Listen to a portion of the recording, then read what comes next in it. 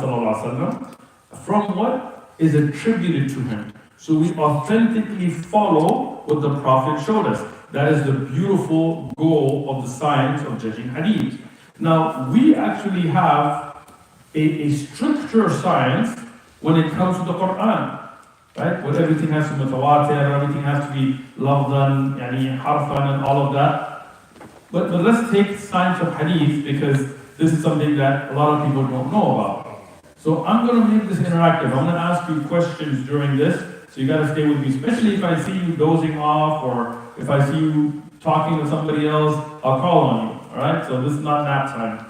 Now, the first thing we look at is hadith. What is hadith, right? I'm not going to get into linguistics and where it came and all of that kind of stuff, because again, this dars is not to impress you. I already have a master's in hadith, I don't need to impress you.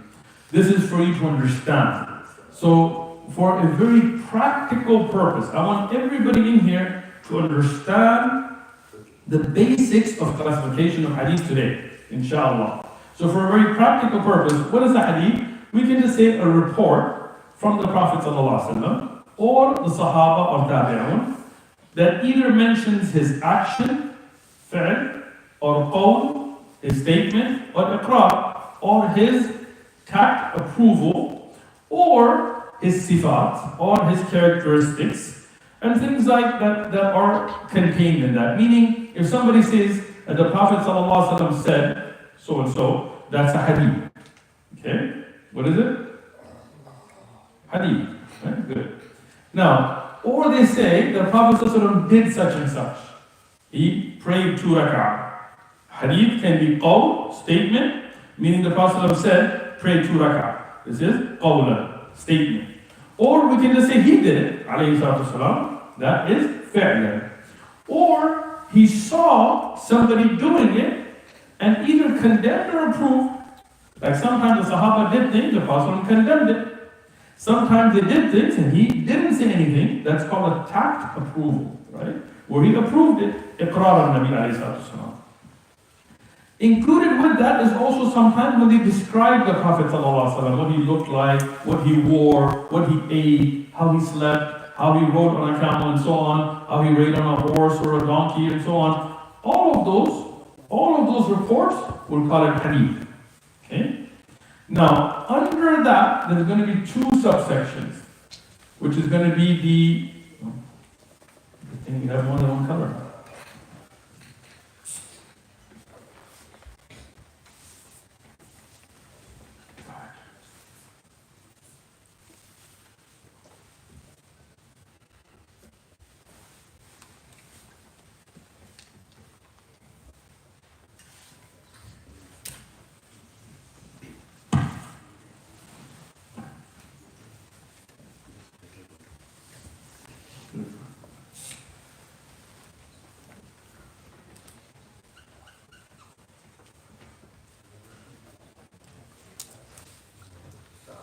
So there's 2 subsections to that. One is the matan, one is the sanad. Okay? Can anybody tell me what a matan is and what the sanad is? The content. Go ahead. The matan is the content of the hadith itself, and the sanad is the chain of narration. Okay. Everybody heard that? The matan is the wording itself, right? The sanad is the chain of narrators that connects that wording to where it was recorded, right? For example, what's your name? Huh? Abu Bakr, beautiful name. What's your name? Huh? Jama? Excellent name too. What's your name? Huh? Mahdi? Mahad or Mahdi? Mahad.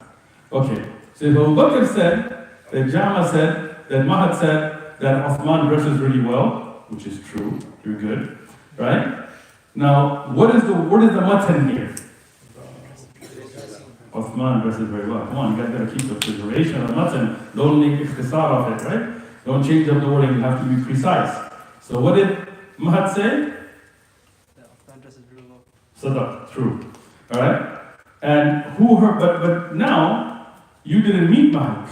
You met Abu Bakr, right? So how do you know that he said that? Because Abu Bakr said, because Jabba said, that Muhammad said. So that chain is your sanad.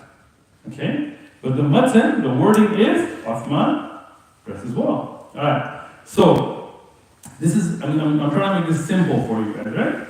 So now, when you see Jesus, for example, in the Bible, where they say Jesus said that, why have you, oh Lord, why have you forsaken me? Well, who heard those words? And who did they tell it to? And who did they tell it to until it was actually penned down? They don't know. So this hadith will be mu'allaq. We'll get to that, inshallah. Yeah? Same thing about Musa alayhi salam. For example, when they say Musa split the ocean, right? Well, who saw that, right? And obviously they didn't write it down at that time. So who did they tell it to? Who did they tell it to until the Dead Sea Scrolls, for example, which are, maybe 1,000, 2,000, 3,000, 4,000, whoever knows how long, years after the time of Moses, you don't have it, right? In Islam, we have sanad. For the Quran, alhamdulillah, for ahadith. And not just that, we'll go through the different sciences, how we judge the sanad. Right? Meaning, it's not just, okay, we have a chain. No, then we verify it, which is more accurate than any history book that you study in school. Right? So we're going to challenge here historians to bring forth their proof in comparison to hadith, and I guarantee you they will come out ahead. And we'll do that inshallah in the dust. Yes. May you please write the English letters for yes. these terms? I will.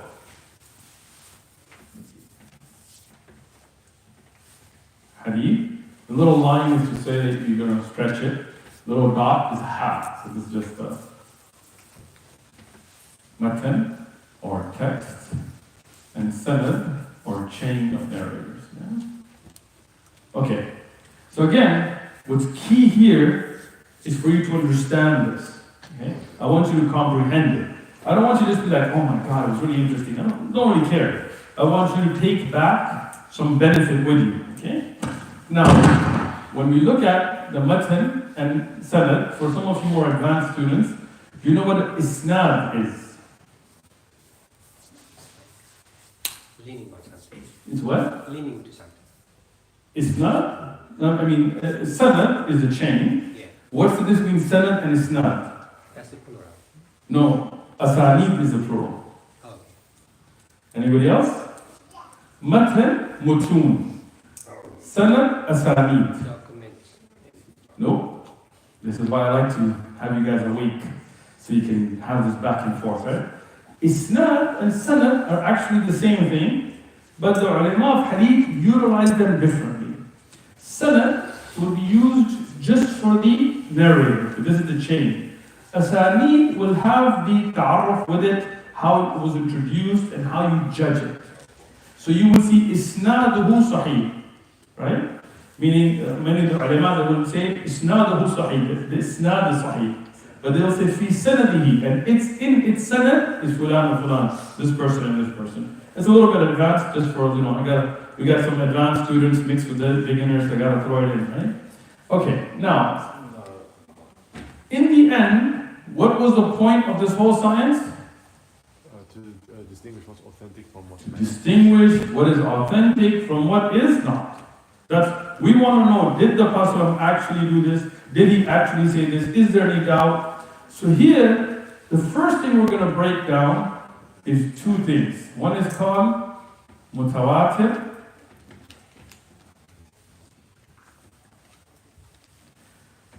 and one is called Ahad. There is no English translations of these because they're technical terms. So I'm just going to write it out in Arabic or in English words.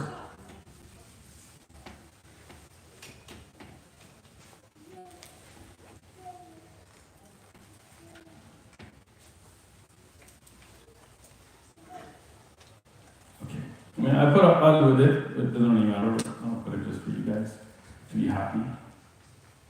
Okay.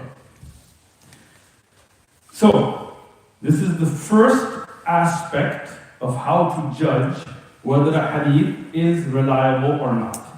Because Most people know the word sahih and they know the word da'if, and that's all they know. But there's a lot more to the science than that. Mutawatir means that it comes through numerous chains. Okay? Tawatur in Arabic means one after the other, right? But this is istalah, this is technical terminology. Do not use linguistics to understand it. This is a mistake a lot of our Arabic speaking brothers do, is they look at the linguistics of the word and think they know what it means. But this is technical terms. For example, I'm from the US, right? You guys are Australian, so it's a little bit different. But we have, if our police calls out, we have a 187 in progress. You've watched enough TV shows and hip-hop shows, unfortunately, to know what that is probably. Who knows what 187 means? Don't lie. If you know, raise your hands. Oh, you're Americans. Go ahead. Nobody knows 187? Nobody knows what that stands for? Gang? Oh, you guys are fun. Come on, man. I guess you guys watch less TV than I thought. Go ahead. Robbery. No, it's not. That's a 211. Go ahead. Murder. Excellent. I don't know what you know that. No, it's good. It's good. Good that you know it. So 187 is a code the police in America use for murder, right?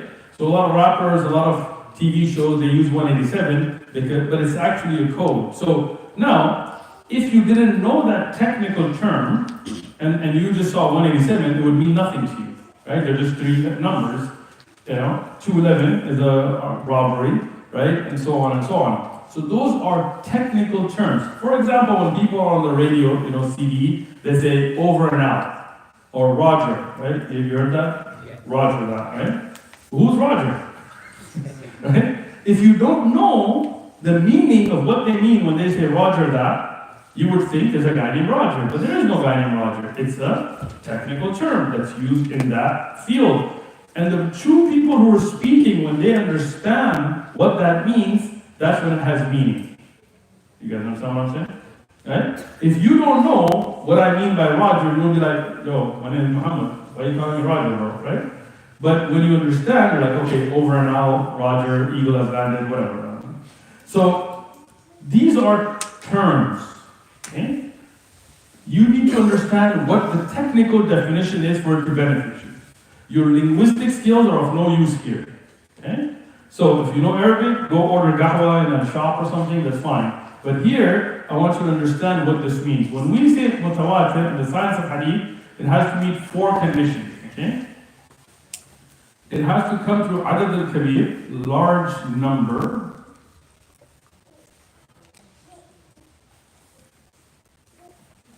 Beginning to end.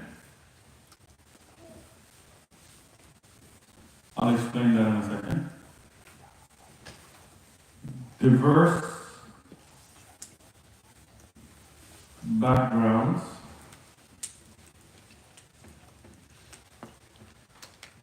And diverse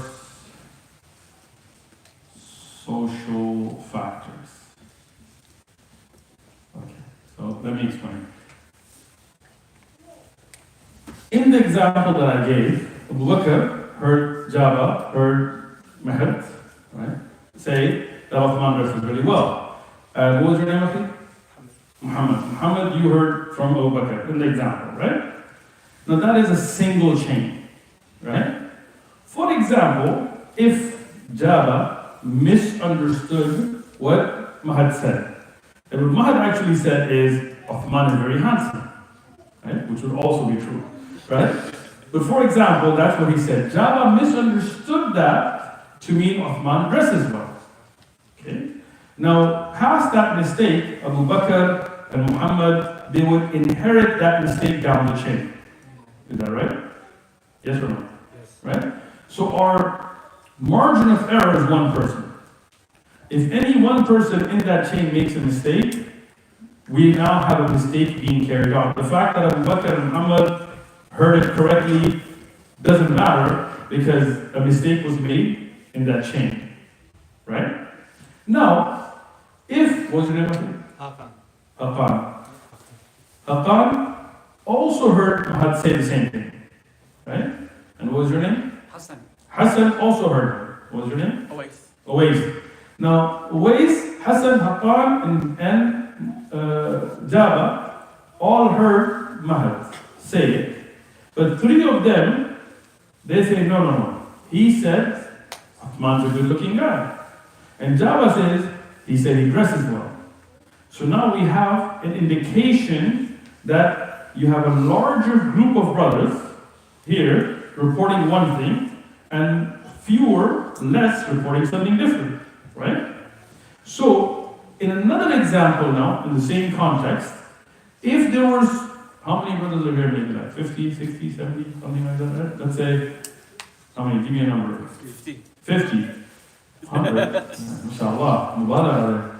Let's say 50 of the brothers here all heard Mahad, right? Mahdi or Mahad say that Uthman's a good looking guy. And none of them disagree. And they told 50 other people the same thing, who told 50 other people the same thing, and they all got the wording exactly the same. Now your margin of error is none, because you have reached mathematically such a number that it cannot be mistaken. But now, it's not just the number, right? There are people of good moral character, there are people of good memory, there are people who are reliable, so there are people we trust. They are a large number from the beginning to the end. Meaning, if Rasulullah sallallahu alaihi wasallam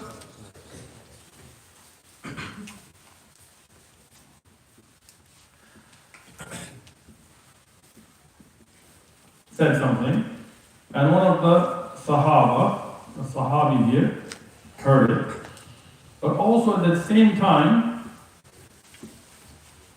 let's say 50 plus Sahaba heard it. Okay? And they told the Tabi'un, they told a Tabi'i, and each one of them told 50 plus Tabi'i. And each one of them told 50 plus Tabi'i. And each one of them told 50 plus Rawat, and so on, until the great scholars of Hadith all wrote down the exact same wording. Right? Can that be a mistake? It cannot. If it was a mistake, what would happen? You would have differences in mistakes. For example, and because there are a lot of non-Muslims that watch, I'm going to throw some non-Muslim examples in, right? If we look at the Bible, you look at the age of Isaiah, or if you look at the reports about Dawud alayhi salam or David in the Bible, having the count given to him by Job, you see contradictions, you see variations, right? You see the videos? Yeah, you like them? You subscribe, right? I'm going to check your phone later. Alright. So, what do you get? You get difference in variation. Why? Because you have different people giving different reports who are human, so they make their mistakes. Understandable, right? But that does prove that it's not the Word of God, right? Because the Word of God has no mistakes. Now, the Quran never has that. You never see Quran having those kind of discrepancies. Alhamdulillah, we've put this challenge out there forever. But now we go to Hadith. Now, Hadith, at times, you will have Hadith that seemingly contradict. And how we deal with that, we'll get to there. But there are a Hadith, like Man kaddaba alayya muta'ammidan, have you heard this Hadith?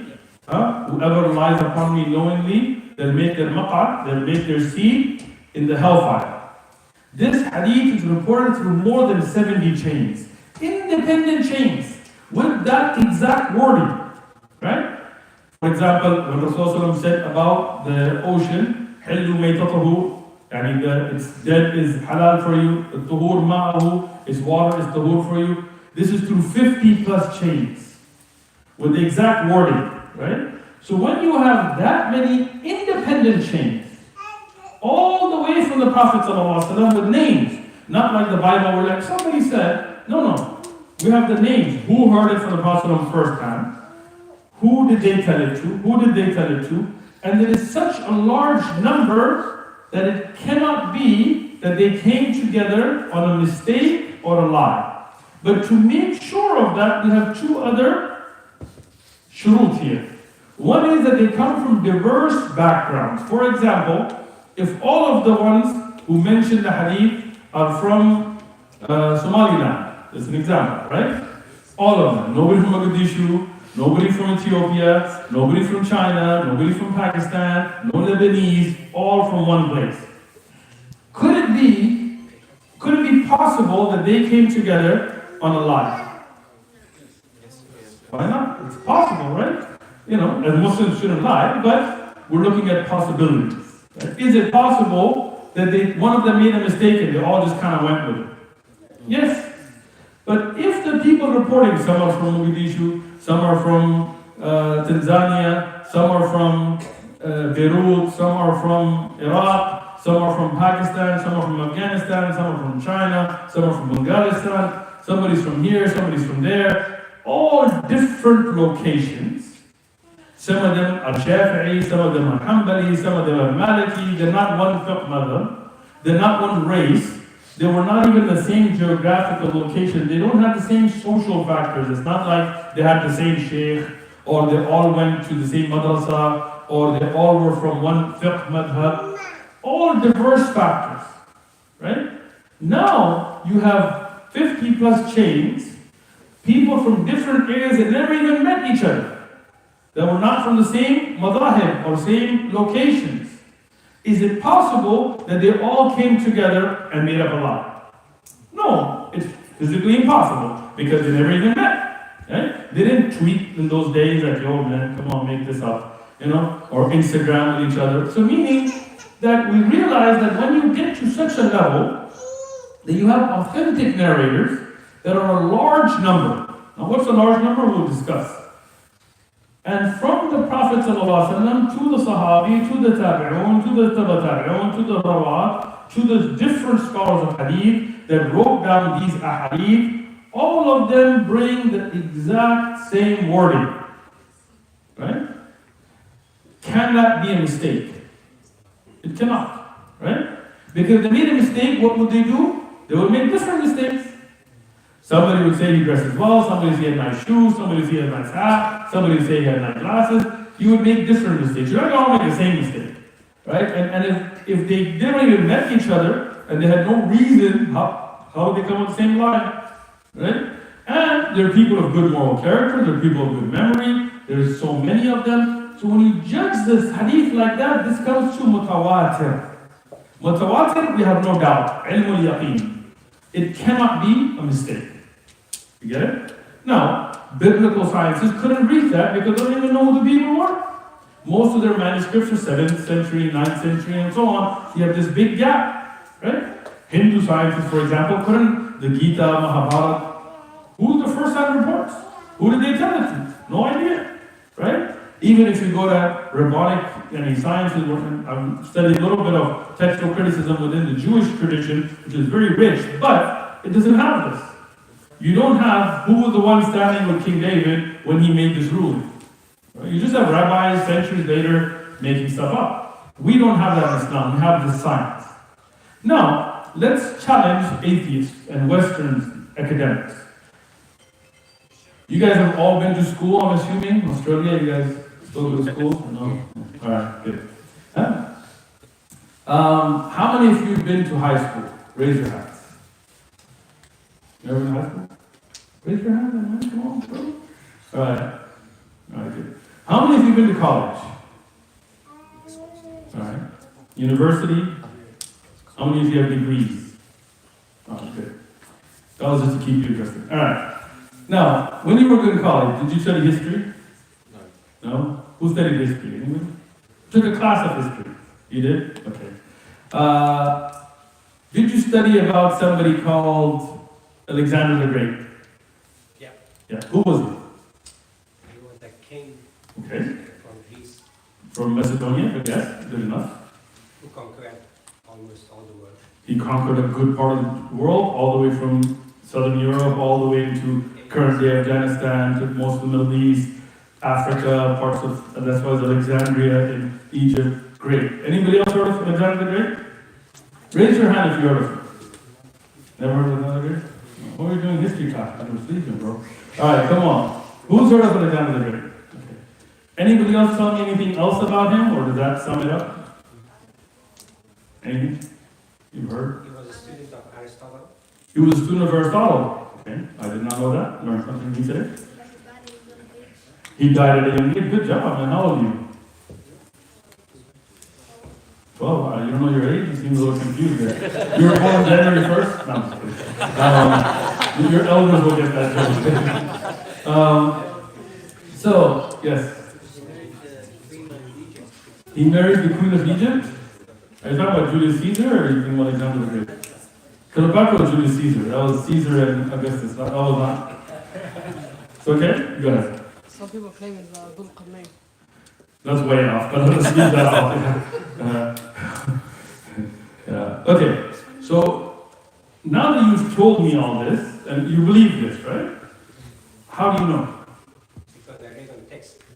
I read on text that aliens invaded the earth, and there are people that are from the dark side of the moon that are, QAnon, the lizard people walking around drinking children's blood. Is that true? I don't think so. I hope you don't think that, right? So, if you read something in a book, does that make it? There's a book that says that there was a hobbit that went on a great adventure, and there were, what was it? What are the monsters called? Gollum or whatever. What are they called? Lisa, what are the bad guys? Trolls in the Hobbit. There's a lot of bad guys. Orcs. Yeah, there's orcs, right?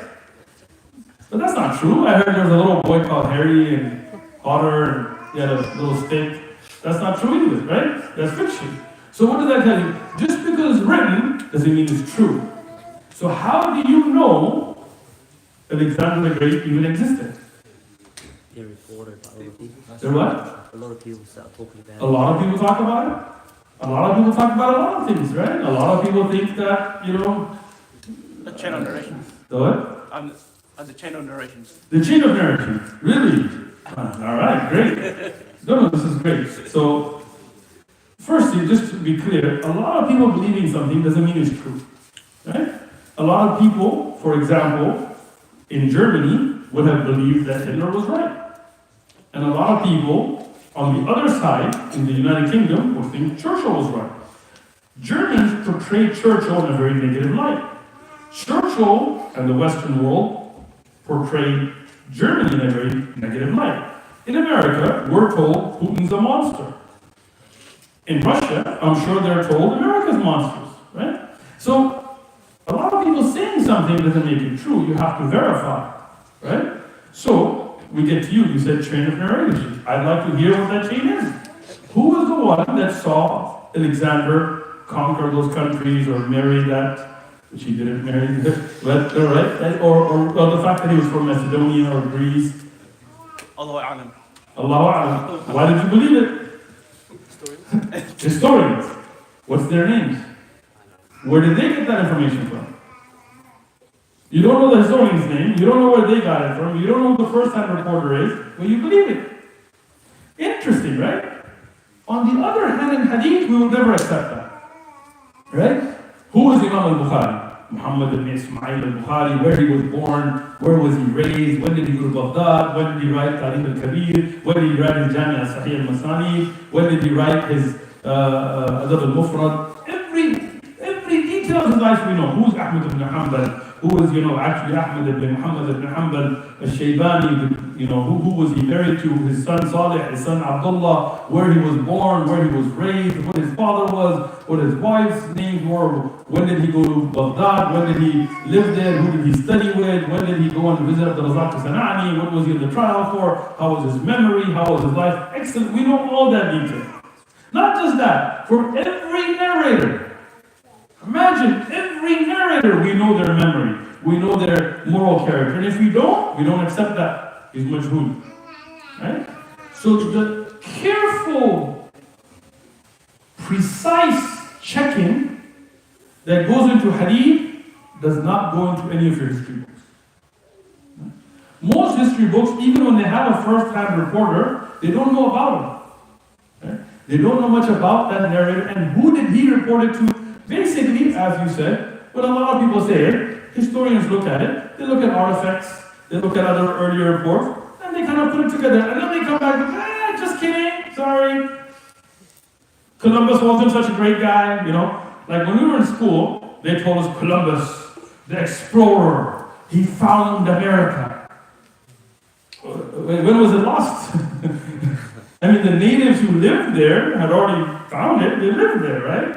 So that history was taught to us from a European perspective, right? I'm sure there are similar stories in Australia about how your nation started by great explorers or criminals, one of the two, I don't know, right?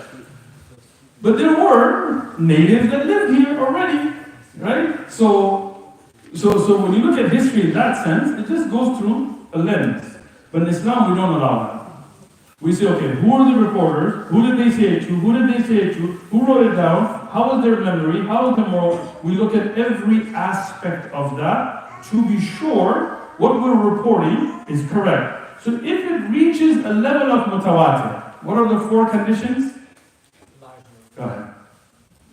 Large number, being Yes. fluent, diverse background, diverse social factors. Good note taking there, barakallah feek, right? So those 4, when you have that mathematically, it cannot be that that large number would all make the exact same mistake. So that now that we are sure that people of good character, a large number of them, all made this statement, we can accept that as a authentic, undeniable narration. But what's the large number? Right? So here, there is no magic number. Why? Because we don't base our science on just wills and desires. If you're going to say 5 or 7 or 10, what's the evidence for that? Right? So what the scholars of Hadith said, it has to be a number large enough of such quality reporters that it cannot be that they would make a mistake. So not every reporter is the same. If you have somebody who's, for example, if you want to know if it's Eid tomorrow, right? And who's the imam here in this masjid? Is there an imam here in this masjid? Huh? He's upstairs. What's his name? Sheikh Hussein. Sheikh Hussein, right? So if Sheikh Hussein comes and makes an announcement, it's Eid tomorrow, right? Now that's a very strong statement. Why? He's a good brother, he studied, he's an imam. If you're just walking down the street and some guy drunk in his truck comes out with 3 other drunk Australian, just regular guys, not Muslims, they say, hey, Eid Mubarak, buddy! I don't know how Australian speaks, so I'm not going to try that accent, right? And they're just like, eat on you or something, right? Now those 4 drunk guys in a truck are not as strong of a report as the sheikh in the masjid, right? So that means not everybody's report is of the same strength. Somebody with a better memory, a better moral character, who's more thiqah, who's more reliable, even if there's only 7 or 10 chains through that, would be more valuable than 20 weak chains, right? So you have to evaluate the strength of the reporters to see, but it has to be a large number. It has to be where it is from the beginning to the end. It has to be that they're from diverse backgrounds as far as location and all of that, qabail, their tribes, and there are other social factors like madahib and so on. How much mutawatir are there? How many mutawatir ahadith are there? That's a good question. Scholars like As-Suyuti wrote books like Qasr al-Ashab, where he put together mutawatir ahadith that he found. It is not a very large number. We cannot just give one number because nobody has written a book where they have collected every mutawatir ahadith. But there are books that have been written that do collect many of them. But again, in comparison, there's not a lot because it's such a difficult criterion to meet. Okay? For example, when you make salah, you raise your hands in the beginning, then you raise your hands when going into ruku' and when getting up from sujood. This action is mentioned to mutawatir ahadith, right? Even though it's not exact same wording. So that means mutawatir has 3 categories. 2 that are well known, 1 that we can discuss. Meaning, wording, and action. And I'm just doing English because they can all get it. Ma'nawi, lafzi, lafdan, wal fi'lan, right? So one is where that, as we discussed earlier, was wording, right? Man kadhaba alayya muta'ammadan, with those exact words. Lafdan, it was reported through such 70 plus chains, independent chains, all the way when they were documented. But some are going to be by the meaning. For example, the Prophet ﷺ made masha, he wiped over the khuf, the leather socks. There's 50 plus narrations, but they're not going to mention the exact same wording. It's going to mention that meaning. Some will say he was on a travel, and when he was about to make wudu, he made masha on the socks. Some will say he was going to go make wudu, he made masha on the socks. So the masha on the khuf, on the leather sock, is mentioned through mutawatir narrations, but the wording is different, but it gives the same meaning. So that is through meaning. Okay? Then there is through wording. Then there is through action. What is action? Meaning, for example, where is the Kaaba? It's in Mecca, right? Inside the Haram, right? How do we know it's right there? Nowadays there's, weird Christian apologists are like, no, it's in Jordan. What? Right? Every year, from the time of the Prophet ﷺ, people have been going for Hajj and Umrah. Every year, without skipping a year, there have been people going to the Haram. Even when there were wars, even when, ta'awun, when the plague was dug, or even through COVID, people were still going there, right? Larger number, smaller number, people were going there. So they have reported with action, going there, seeing Hajar Aswad, seeing the Kaaba, seeing in Medina where the grave of the Prophet is, where 𝐿 is, where the ghar of Hira is, and so on. Not necessarily the exact ghar, but knowing which mountain and so on. Actions tawataran to numerous people going without break. So these are types of mutawatir. Now, what if a hadith does not reach that level? Then we call that ahad. This is on this side. Ahad means it did not reach the level of tawatur. Does it mean it's weak? No. We didn't say it's weak, because tawatur is a very high bar to meet. Ahad will then have subcategories. We're going to look at two subcategories. One is when we judge by how many number of chains are there. So, there are three subcategories here. Mashhur, Aziz, and Gharib.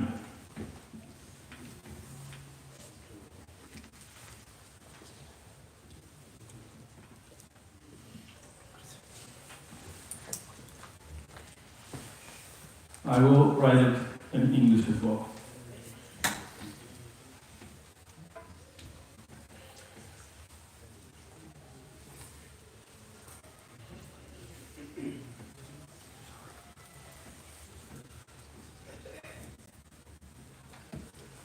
Okay, so Gharib linguistically means what? Strange. Good, right? Again, linguistics has nothing to do with this. It does not mean the hadith is strange. Gharib means it comes through a single chain.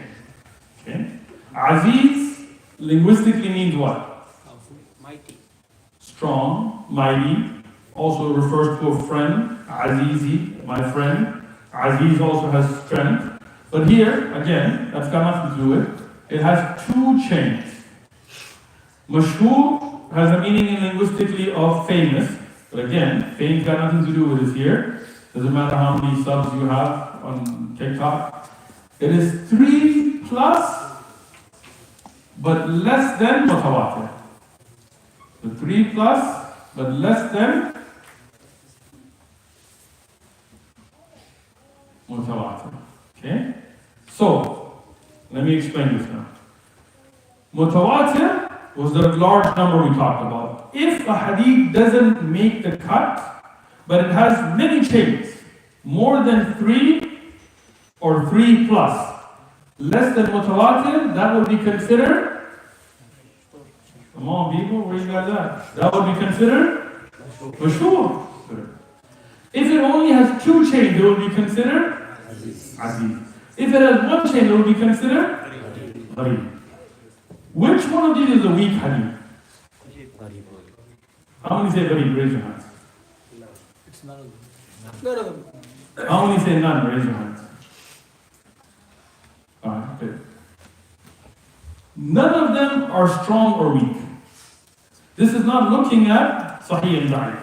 This is only looking at the number of chains. For example, the famous hadith in al-Bukhari called إِنَّمَا الْأَعْمَالُ بِالنِّيَّاتِ وَكُلُّ امْرِئٍ مَا نَوَى.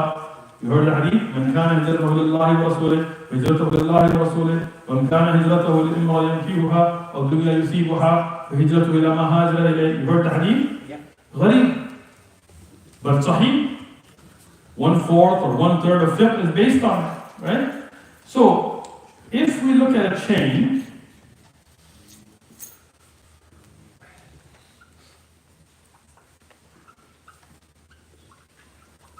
Rasulullah sallallahu alaihi wasallam tells a Sahabi, who tells a Tabi'i, who tells, for example, Imam Malik.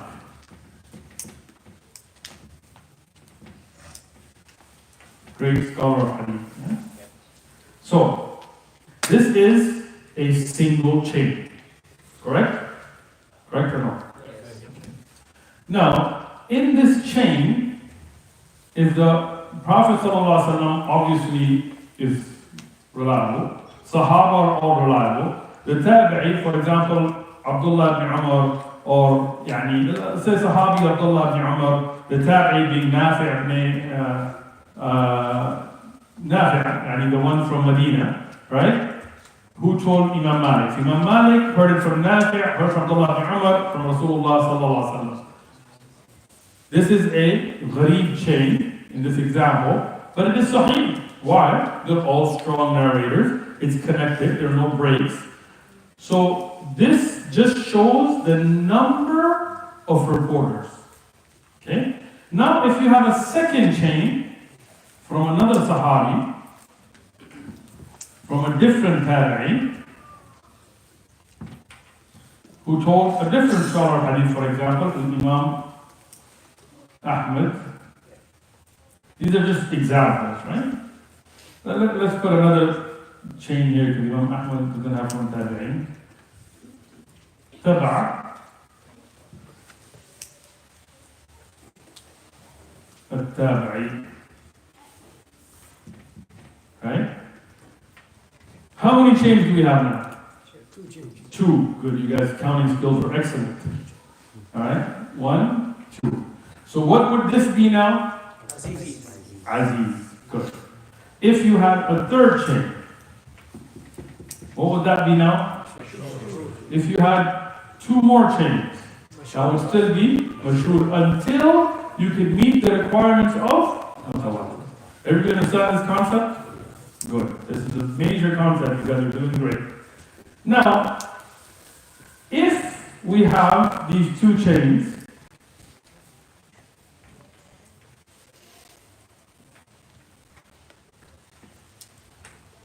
and another Sahabi, let's say Umar ibn Khattab, reports from Nafi', the same Tabi'i, who reports to a different Tabi'i, who reports to Imam Ahmed. So there's these 2 chains, but on one category it comes down to one person. Nafi', for example, Mawla. How many chains is this? 1 or 2? 2. Raise your hand if you say 2.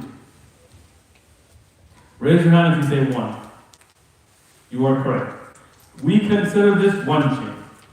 In Hadith, we err on the side of caution. Why do we consider this one chain? Because in the example that I gave, what was our margin of error? 1 person. So if Nafi' made a mistake, which again, Nafi' was an amazing reporter, we're not saying it's just examples, then that mistake would be carried down. So what is above and below doesn't matter. 1 is the margin of error. So we consider this to be one chain. Right? So look at the precision that is used in the science of Hadith. So now, this is one form. Then we look at a different classification, which is the authenticity of the narrators.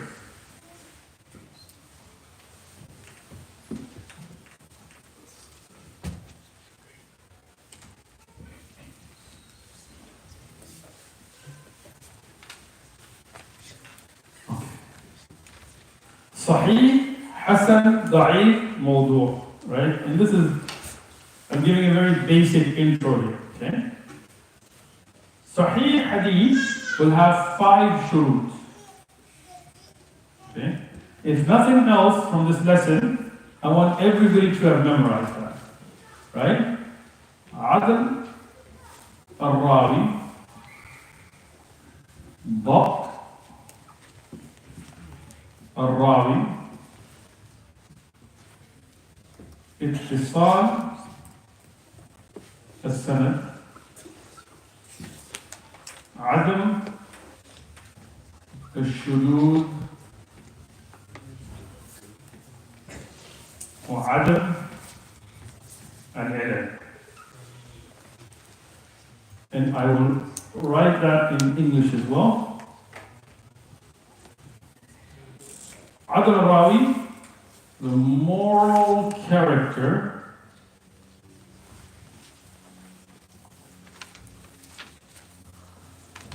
ضبط الراوي, precision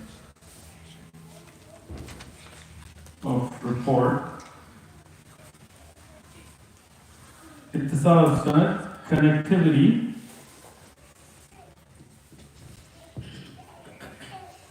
of chain, عدم الشذوذ, not contradicted,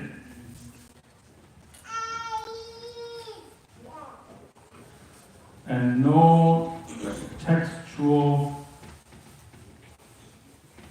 defects. What does it mean? Let's go back to our chain. Abu Bakr, Njama, Mahad, right? Muhammad.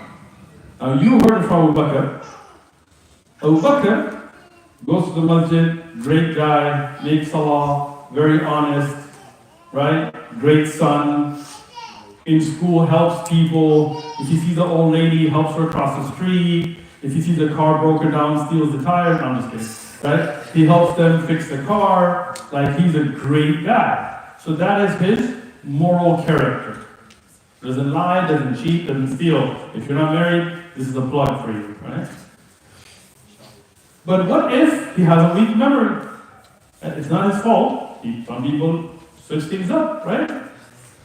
Even if his moral character is excellent, but he has weakness in memory, we cannot accept him to be a Sahih narrator. If his memory is excellent, but his moral character is lacking, we cannot accept him. So these two things have to be there in each narrator. What is it?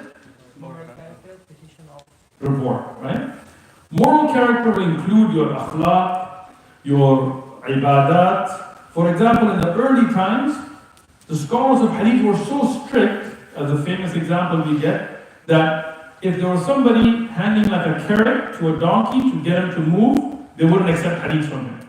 They would say, if he can trick his donkey, he could trick me. In the early days, it was considered bad manners to eat outside on the streets. So if they saw somebody eating outside, they would not accept hadith from them. Right? So it was very, very strict moral character. Now this is something you don't have in Western sciences. Like when you talk about Alexander or Julius Caesar, what was the moral character of those who reported it? Nobody cares. We care. Famously, if you watch the One Message Foundation channel, you'll see Christians that came and debated, and they say, the Bible was written by hundreds of authors, murderers and rapists amongst them. Why are you proud of that? But they even had a little pamphlet they gave us, in Santa, what is it? Where is the one in the Santa Monica. They gave us a little pamphlet, the Bible was put together by murderers and rapists.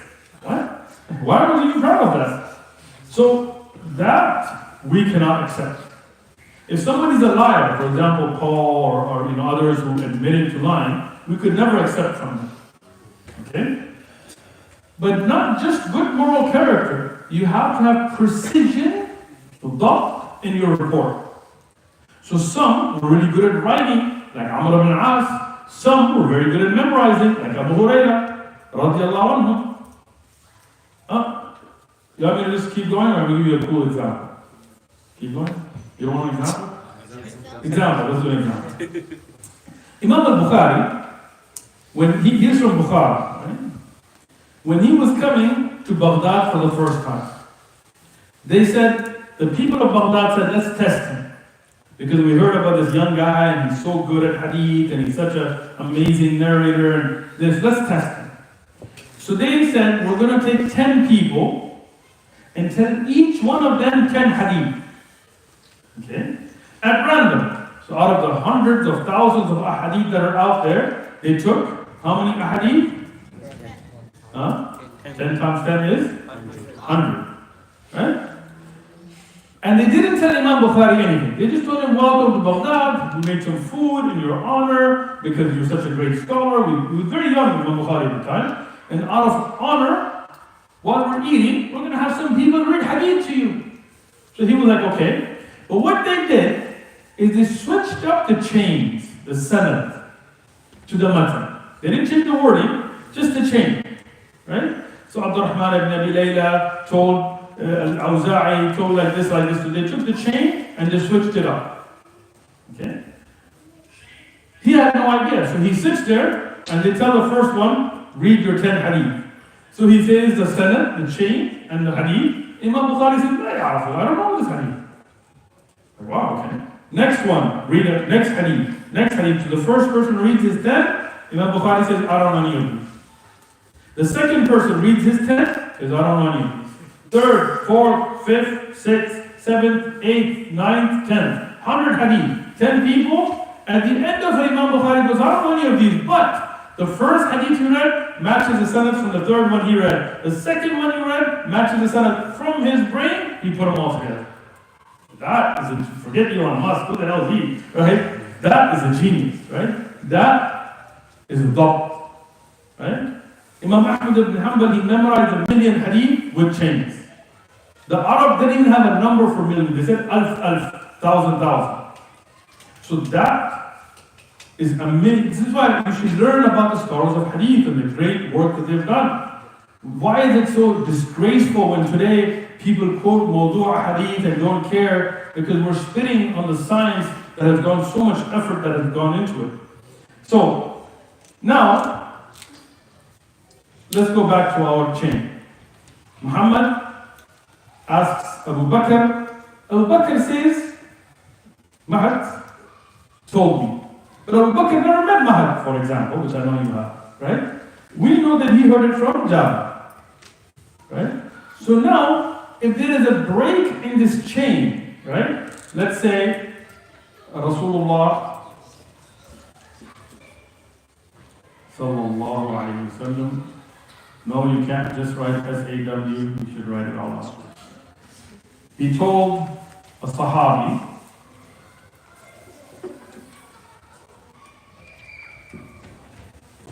and let's say Imam al-Tirmidhi reports it. Now, we know Imam al-Tirmidhi never met the Sahaba. So what do we have here? What do we have here? We have a break in the chain. Who was right here? Who did he hear it from? How many people are there? If you have a break in the chain, we cannot accept that to be a Sahih hadith. Because ittisal al-sanad, the chain must be connected. Now, what if, as in the example I gave earlier, that one chain through Abu Bakr, through Jabir, through Ma'ad, says that Uthman dresses nice, but 50 of you said that Mahad said Uthman's a good looking guy. Now you have 50 stronger chains that are contradicted by one. So what happens here? That one, even if there's nothing wrong with their moral character or their dhabt, we cannot accept it to be sahih.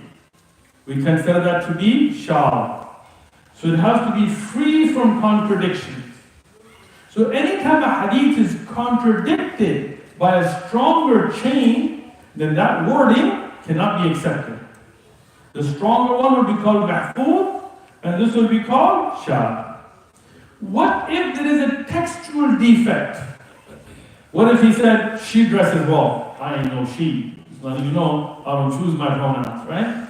I'm a he, right? If he said she dresses well, now we know he made a mistake. Because look at this big beard, bro. What do you mean she, right? So, if there is a textual defect, that hadith cannot be sahih. Right? So we don't just look at how strong the narrator is. We look at many factors for a hadith to reach this level. Now, there are 5 conditions for a hadith to be sahih. عدل الراوي, ضبط الراوي, اتصال السند, عدم الشذوذ, عدم العلل. The moral character has to be good for the narrator, the precision of the reporting, the connectivity of the chain. There should be nothing stronger contradicting it. There should be no textual defects. Everybody learned this? Raise your hand if you've learned this now. If you don't raise your hand, I'm going to repeat it. So, you didn't learn it? Raise your hand, bro. Let's see your hand up. Like a robbery. Come on. All right. Put your hands down. All right. You, in the black, the good-looking brother in the back. What are they? There is moral character, Good. precision of report, Yes. no contradictions, Okay. no textual defects, Okay. connectivity of the chain. Excellent. There you go. If nothing else, every one of you should have memorized these 5 from this class. Okay? So this is looking at Sahih. Sahih is a very high category, meaning it can't just be a regular person. It has to be a reporter that has that amazing memorization, that was a scholar of hadith, or a talib ilm, or a reporter of hadith. If the person is not as well known in reporting hadith, but there's nothing weak about him, right? But the ulama of hadith were very careful with hadith, so that if he wasn't of that caliber in his dabt al-rawi, in his precision, that he wasn't like an amazing scholar and so on, then it would go down to being Hasan. Hasan is the same as Sahih, as Al-Bayquni mentioned, right? But its narrators are not at the level of the Sahih narrator. Hasan is not weak. Go ahead. How did the judge put precision? Great question. How did they judge precision? For example, if you reported a hadith, right? And 30 other students in the same dars reported the hadith. Well, let me give you another simple example here. Who is the one teaching this today? Uthman ibn Farooq, right? Now, if all of you come out and say, Uthman ibn Farooq was teaching the class, and you come out and say, Farooq ibn Uthman taught the class. It's a simple mistake, it can happen, they're both nice names. But now, ulama of hadith would say he did iqlab. His precision is weak. And now they would second guess every hadith you've reported. Because they're that careful. Okay? So that's precision. For example, some people, they would report a hadith, and in their older age, they would change it up. Because of becoming senile, dementia, Alzheimer's, all these conditions that people go through. So ulama of hadith would then go and check, okay, when did he report it? This is how precise they were, right? So part of their work was to study the person as well. 100%. The hardest work in the ulum of Islam is ilm al-rijal. Studying their biographies, their names, those that have similar names, and so on. I don't have time to get into all of that, but you can look at the other durus that we have that discuss that, but that is very true. They will judge the narrator. Okay? So, now Hasan is also acceptable. These are both maqbool. They are acceptable narrations. If it falls under that, this is mardud, which is rejected. Now, what da'if has 50 subcategories that I taught. So I'm not going to get into all of those, right? But then if you have a weakness in any of these, then it would go under da'if. It would no longer be acceptable like maqbool. Yes. Sheikh, you know when I realize like for example, Sheikh 𝐂𝐨𝐮𝐬𝐿 Yes. will say that he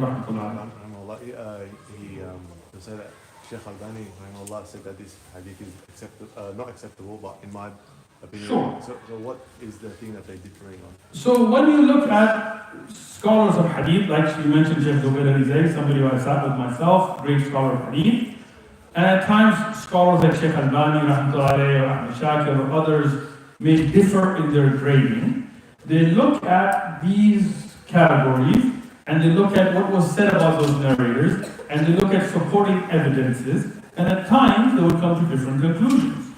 And that's perfectly acceptable because this is an ijtihad, this is a science where they judge. But none of them would go and say that Imam al-Bukhari was wrong in his Sahih, right? Or Imam Muslim, right? They may discuss certain narrators, even in Bukhari, they may discuss the wording of certain narrations, but in essence, all of them agree on the science. Implementation of that sometimes has disagreements. For example, there's the laws of physics, right? But Newton and Einstein and all these people, and what's that dude in the wheelchair? I forgot his name. Stephen Hawking, right? And those guys would disagree. We'll wait for the adhan and we'll wrap it up, inshallah. There was a lot more I wanted to go over, but next time, inshallah. Allahu Akbar, Allahu Akbar, Allahu Akbar. Ashhadu an la ilaha illallah. Ashhadu an la ilaha illallah. Ashhadu anna Muhammadan Rasulullah. Ashhadu anna Muhammadan Rasulullah. Hayya ala salat. Hayya ala salat. Hayya ala falah. Hayya ala falah. Allahu Akbar, Allahu Akbar. La ilaha illallah.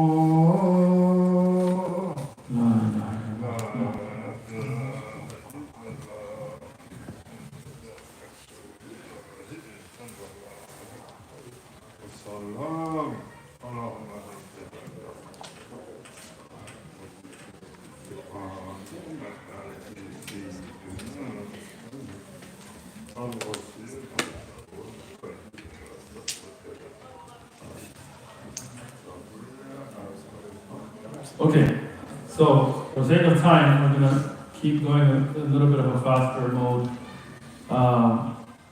Sahih and Hasan are acceptable. Da'if and Mawdu are not acceptable. The scholars will differ on gradings. Even early scholars like Imam al-Tirmidhi and Imam Bukhari and so on.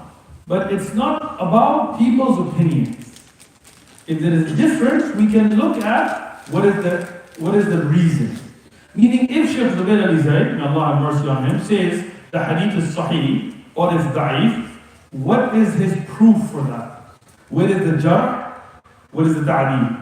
And if Shaykh Al-Bani rahmatullah alayh said the hadith is sahih or da'if in contradiction, we can look at the proof. In books like Irwa al-Ghalil, Shaykh Al-Bani, for example, gives a lot of the evidences why he considered it to be weak. If you can respond to that jar, that criticism, with saying that no, it was authenticated here, because all of this is looking at earlier books. We're not needing narrators today, right? Or if you can show no, there are these supporting evidences that strengthen the hadith. So for example, a hadith that is in itself da'if could get bumped up to Hasan 𝐂𝐨𝐮𝐬𝐿. Hasan due to other evidences. I'll give you an example. There is a hadith in the Tirmidhi that Rasulullah sallallahu alaihi wasallam made masha on socks, jawrab, not khuf. Okay? Jawrab, you know the difference? Khuf is leather. Jawrab is other materials like cotton and whatever else there that's not camel hair, whatever they made socks from that were not leather. So jawrab, the hadith in the Tirmidhi, there's weakness in it. Ulama like Imam Ahmad even criticized it. But he said there are 9 reports from the Sahaba of making masah on the jawrab, many of them authentic. So they support this narration. You get it? So this is لِغَيْرِهِ. Right? A narration that is Hasan can get bumped up to Sahih لِغَيْرِهِ. Right? If it was authentic on its own, it would be Sahih لِذَاتِهِ, on its own. Right? If it's due to supporting evidences, لِغَيْرِهِ. Hasan لِذَاتِهِ, Hasan لِغَيْرِهِ.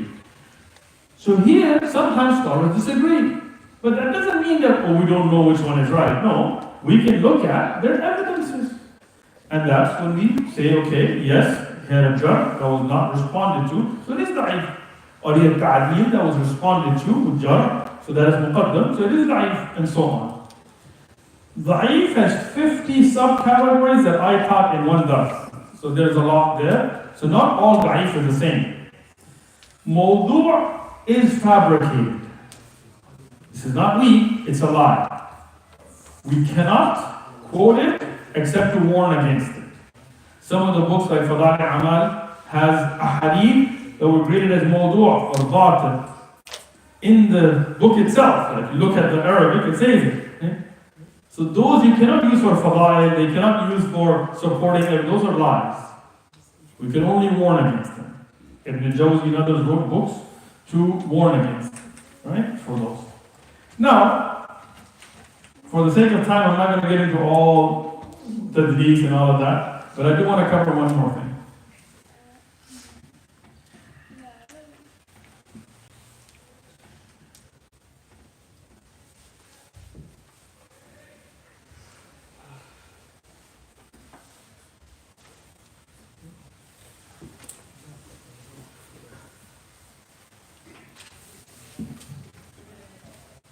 Sure. Yes.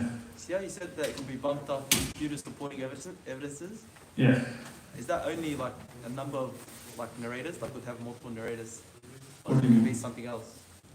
See how you said it was bumped up because it was narrated through like a number of companions? Yes. Can it be another reason, or is it just There can be other reasons. It can be supported through other weak narrations. It can be supported through looking at asbab al-nuzul of certain ayat. There can be many reasons, right?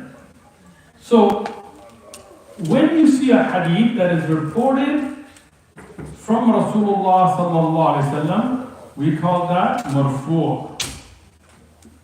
Marfu' literally means raised. But again, the literal meaning has no effect here. Marfu'. Okay? What does that mean? That this is from the Prophet sallallahu alaihi wasallam. If it's reported from Allah subhanahu wa ta'ala, and it spoke of that Allah said, not the Quran, but a statement from Allah subhanahu wa ta'ala in hadith, that is called what? Qudsi. Hadith Qudsi. If it's a statement of a Sahabi, this is called mawquf.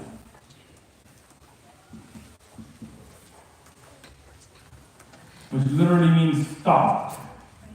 But this just means that it's a statement of a Sahabi. If it's that of a Tabi'i, it's maqtu'.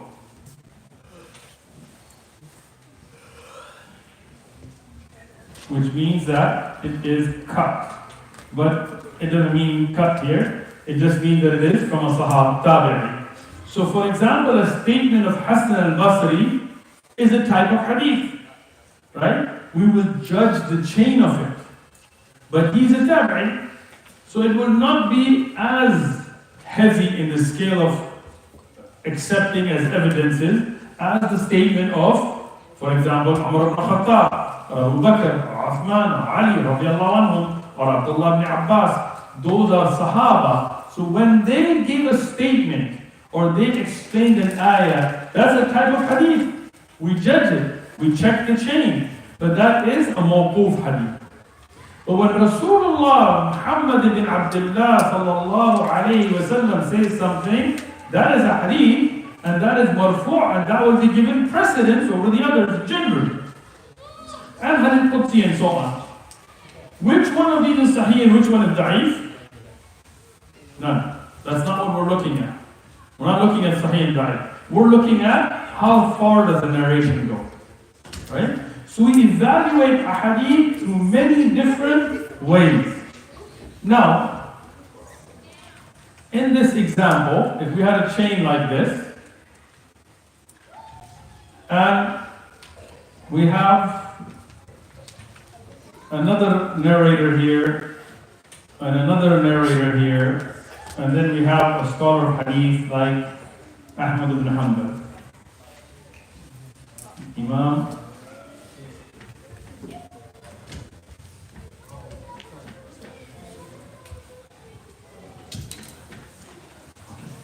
In this example now, what if a tabi'i, like Al-Hasan al-Basri, says that Rasulullah sallallahu alayhi wa sallam said?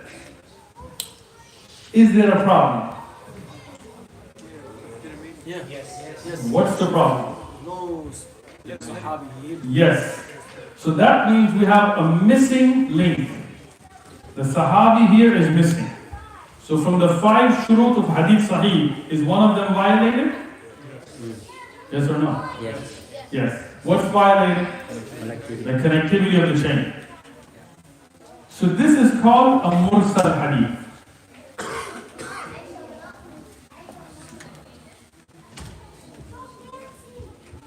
That there is a missing link in this hadith. Now, why is that a problem? All the Sahaba were good. So why is it a problem?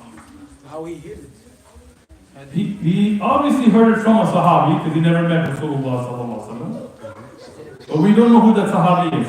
Yes. But why does it matter? Because they're all good, right? We do not doubt the character of any of the Sahaba. Usul Ahl Sunnah, al-Sahaba kulluhum adilun. Huh? Connectivity. The precision of Hasan al-Basri is without doubt. Connectivity? Connectivity is a problem, but what I'm saying is, why is it a problem? If we know that it's a Sahabi here, Large number. There's no large number. well, we're not looking at Tawatur, we're just looking at a single chain. The problem is he could have heard it from another tabi'i. We don't know. If we're sure it's a Sahabi, we accept that hadith. Allah? Allah, inshallah. We will stop for now. We'll continue a little bit after Salah.